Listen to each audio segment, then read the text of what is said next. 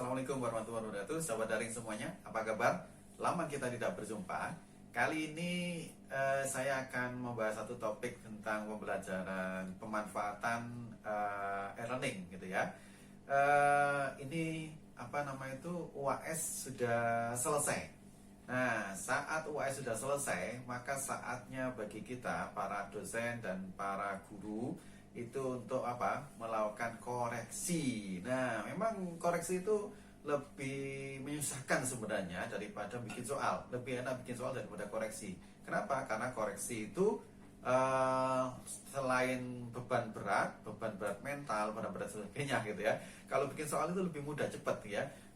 Mungkin 3 jam itu sudah selesai untuk bikin soal. Tapi kalau koreksi itu butuh berhari-hari, berjam-jam.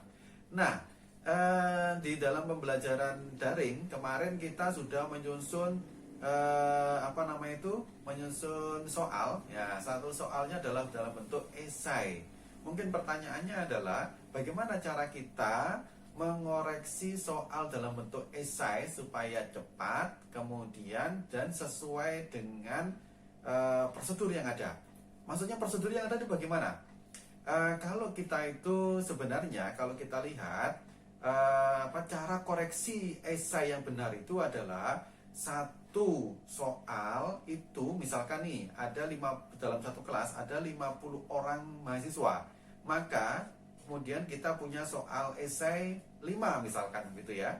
Maka cara koreksi yang benar menurut standar koreksi ya, ini betul standar koreksi ya, standar koreksi yang benar itu adalah nomor 1 itu kita selesaikan semuanya. Jadi 50 orang mahasiswa yang ada itu kita koreksi nomor 1 semuanya. Nah, kenapa begitu? Supaya kita konsisten. Karena kalau kita itu meskipun kita biasanya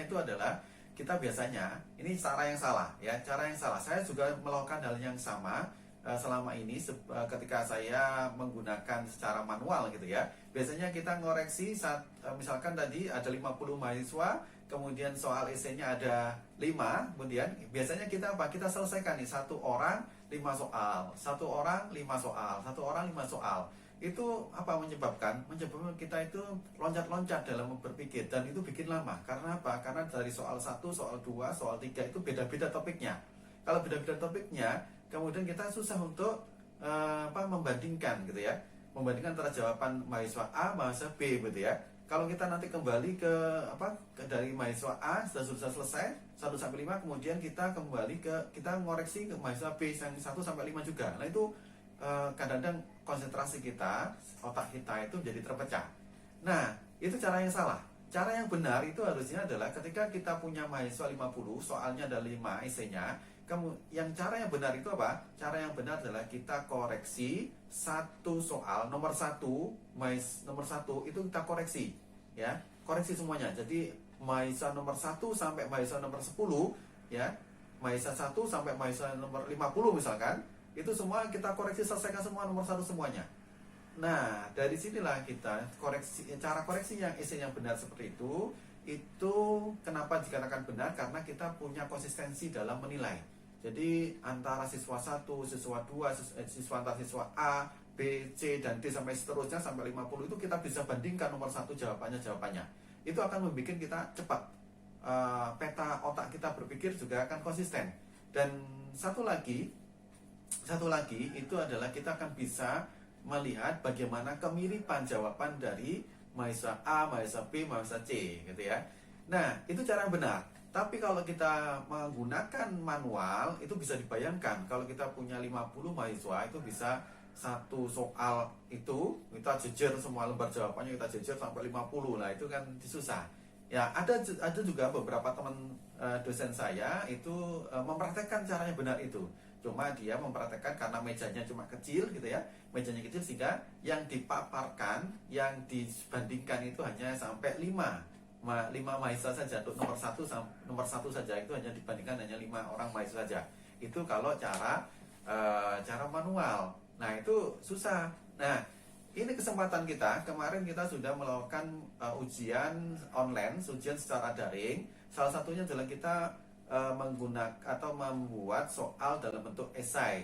Nah, cara yang benar itu adalah di dalam fase e-learning yang ada, terutama yang menggunakan platform Moodle, itu ada satu cara, ya, cara yang sangat efektif. Kita bisa dengan efektif dan cepat, ya, cepat, tepat, dan konsisten, gitu ya. Dan yang paling penting nanti adalah fasilitas ini kita bisa mendeteksi apa kecurangan mahasiswa. Apa caranya? Kita kan bisa tahu anak-anak ini copy paste jawaban dari temannya atau tidak kalau esai, ya. Penasaran? Itu yang kita sebut fasilitasnya adalah fasilitas mengoreksi esai dengan cara manual grading. Manual tapi kok bisa cepat, Pak? Nah, dikatakan manual itu berbeda, ya, dengan cara otomatis. Otomatis itu tidak ada, ya. Manual grading namanya. Jadi nanti caranya seperti apa? Caranya adalah yang pertama, Bapak Ibu sekalian, buka dulu, ya, buka dulu soal esai yang telah dibuat, ya. Setelah itu, setelah soal esai yang dibuat ini sudah kita buka di e-learning kita, maka kita klik. Misalkan ini ada soal esai, ya, maka kita klik soal esainya. Nah, kalau sudah kita klik soal esainya ini, maka nanti akan muncul tulisan item. Nah, di situ ada tulisan 66 ya, atau 60 berapa di situ, ya. Itu adalah jumlah mahasiswa peserta ujian, ya, yang melakukan jawaban atas soal esai kita. Nah, item itu yang ada angka mahasiswanya tadi itu kita klik. Nah, kalau sudah klik, maka di situ akan muncul pilihan di sebelah kanan, ya, di sebelah kanan di grade itu sebelah kanan itu ada tulisan manual grading. Nah, kalau sudah kita klik maka kalau sudah ketemu manual grading itu, maka kita klik manual gradingnya. Nah, setelah kita klik manual grading itu, maka akan muncul soal yang kita ujikan. Di sini ada gambaran, itu ada saya kebetulan di sini ada 5 soal, gitu ya. Ada 5 soal yang esai, gitu ya. 5 atau 6 soal yang esai, gitu ya. Kemudian di situ ada tulisan already grading. Already gradingnya itu 0 semuanya, itu berarti belum dikoreksi. Jadi nanti kita akan bisa tahu nomor 1 ini berapa. Di situ ada tulisannya, ya, ada tulisan angka-angka di situ. Itu menunjukkan adalah jumlah mahasiswa yang menjawab. Kenapa kok nomor 1, nomor 2, soal nomor 1, soal nomor 2, soal nomor 3 dan seterusnya itu kok beda-beda angkanya, pesertanya kok beda-beda? Berarti apa? Berarti ada mahasiswa yang tidak menjawab soal tersebut, gitu ya. Kalau tadi misalkan jumlahnya sama semuanya, berarti semua mahasiswa kita itu mengerjakan soal tersebut. Kalau ini berbeda, berarti ada mahasiswa yang tidak mengerjakan. Jadi jangan khawatir Bapak-Ibu sekalian, kok berbeda ini, ya, karena ada mahasiswa yang tidak menjawab soal tersebut, gitu ya. Jadi setelah itu di sini ada tulisannya semuanya, ya. Maka selanjutnya adalah kita klik grade itu, kita klik grade-nya itu, maka nanti akan kita pilih kita mau koreksi yang soal nomor berapa, gitu. Nomor 1, nomor 2, nomor 3 itu bisa urut, bisa juga tidak urut, terserah Bapak Ibu. Misalnya, saya mau ngoreksi yang nomor 5 saja, boleh. Artinya apa? Nomor 5, kalau ini ada 66 mahasiswa, maka kita akan mengoreksi nomor 5 untuk 66 orang mahasiswa secara bersamaan, gitu ya. Nah, kalau sudah seperti itu, langkah selanjutnya adalah kita pilih, ya, kita pilih soal mana yang mau kita koreksi, kita klik di grade-nya itu, ya, kita klik grade gitu, kita klik, ya, nanti akan muncul apa? Muncul soal ujian sama jawabannya di bawah untuk setiap mahasiswa. Jadi di situ ada NIM-nya, ada nama mahasiswanya, gitu. Dan di situ ada juga ada nomor soal, ada nomor soalnya juga. Ini nomor soal 1, ya, nomor soal 1 untuk mahasiswa ini. Nah, di sini Bapak sekalian bisa men-set kira-kira dalam satu halaman itu mau mengoreksi 5 orang, 10 orang, atau semua 66 orang itu langsung kita koreksi semuanya. Itu sesuai dengan pilihan kita, ya. Mungkin bisa 10 orang gitu ya. Jadi setiap satu halaman itu 10 orang, 10 orang, 10 orang, 10 orang gitu ya. Ini yang akan bikin cepat. Kenapa? Karena kita konsisten, ya konsisten. Kita akan bisa tahu apa tipnya yang kedua itu adalah setelah kita buka ini, maka Bapak Ibu sekalian harus menyiapkan kata kunci dari jawaban soal tadi. Jadi kita lihat kata kuncinya. Kalau misalkan Mahesa itu sudah membuat menuliskan kata kuncinya itu, maka kita akan bisa tahu bisa tahu jawabannya benar atau salah, atau berapa persen kebenarannya dan sebagainya. Kita bisa cepat untuk membuat penilaian. Dan harus sebelum mengoreksi ini, Bapak Ibu sekalian harus membuat satu grade ya. Grade. Misalkan kalau dari jawaban ini Mahesa itu harus harus ada 5 kata kunci, dikatakan dia itu benar 100%. Maka kalau dia menjawab 3 kata kunci saja itu diberi nilai berapa, kalau ini berapa, dan sebagainya. Sehingga kita cepat dalam memberikan grading. Kita tinggal lihat aja sekilas begitu jawabannya dan seperti itu. Nah, itu kenapa cara ini lebih cepat ya? Cara ini lebih cepat ya. Karena kita konsisten ya, karena kita bisa punya kata kunci, terus kita sudah konsisten Mahesa 1 sampai Mahesa yang terakhir untuk satu soal yang sama. Jadi otak kita itu tidak loncat-loncat, jadi sama gitu ya.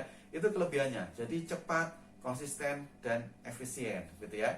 Nah, cara manual grading ini Bapak Ibu sekalian itu juga bisa mendeteksi kecurangan mahasiswa.